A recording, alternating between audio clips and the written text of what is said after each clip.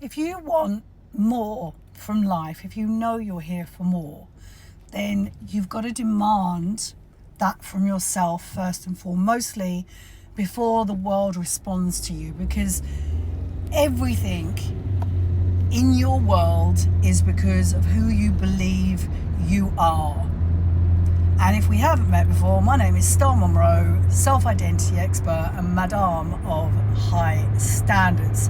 So let's talk about demanding more from yourself. Now, that in itself requires some discernment, because if you ask yourself that question and answer it immediately, then probably what's going to answer that is your egoic mind or your conditioned mind. Where your actual answers lie is when you reply from your soul.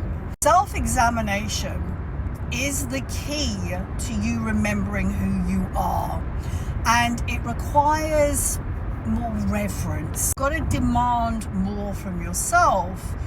What does that look like?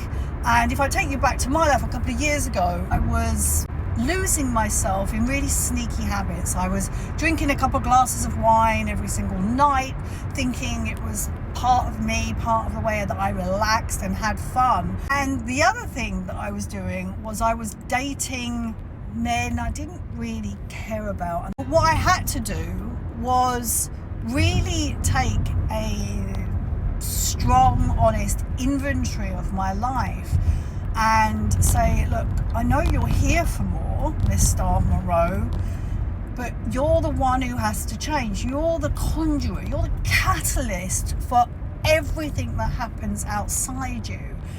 And so how I started to do this was talk the version of me who I knew I had to become into my world. And I did that through my morning pages, through shifting my thoughts, because it's not the big things that we have to change straight away, it's the small things.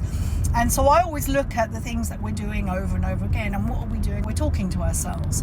The language that we speak, the words that we speak are spells, and we put ourselves under the spell. So what I did was I started to seek out women that didn't drink, that I admired. I tell myself that I'm a woman who doesn't drink. I'm a woman who doesn't need validation from a man to feel good about herself. And slowly, over a period of time, I talked that version of me into existence.